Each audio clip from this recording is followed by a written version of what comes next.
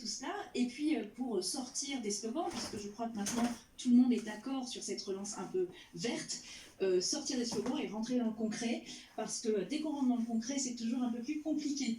Voilà, merci beaucoup, et je crois qu'il est temps de vous laisser la parole. Alors, les micros sont ouverts. Allez-y, madame. Merci, Monsieur le Président, Madame la Présidente, Monsieur le Ministre, cher Bruno, Mesdames et Messieurs les députés.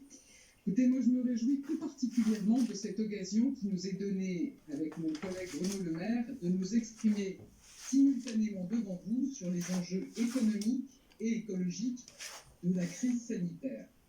Vous l'aurez sûrement remarqué, Bruno Le Maire est un ministre de l'économie qui parle d'écologie, et je suis une ministre de l'écologie qui se préoccupe d'économie. Et c'est très bien ainsi.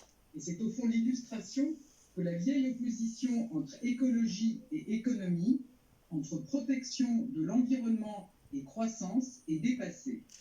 Que nous ne pouvons plus concevoir nos politiques publiques de manière cloisonnée. L'action du gouvernement le montre. Nous voyons dans la transition écologique une source majeure d'activité, d'innovation et d'emploi, ainsi qu'un puissant levier de réindustrialisation et de compétitivité pour les entreprises. Et dans le même temps, nous veillons scrupuleusement à ce que les soutiens que nous consentons dans cette période exceptionnelle ne nous fassent pas dévier de la trajectoire de neutralité carbone que nous nous sommes donnée avant la crise. La première préoccupation est de garder le cap vers la neutralité carbone parce que la crise écologique n'a pas disparu sous l'effet de la crise sanitaire.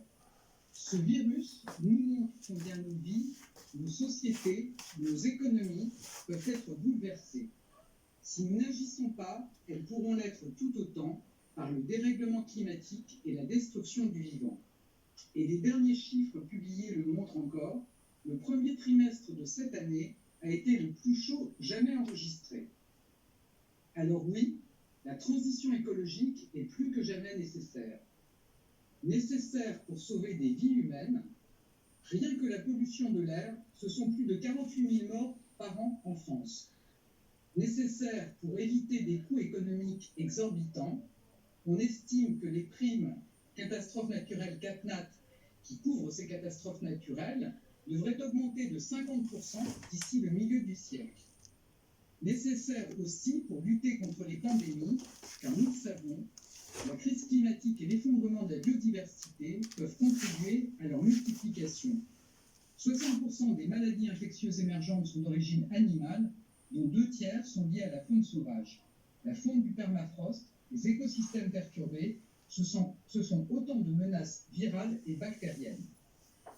Nécessaire, la transition écologique est aussi une chance pour notre pays. Elle est une chance pour la réindustrialisation, une opportunité de croissance et d'emploi, un levier de compétitivité. Il y a 10 ans, la croissance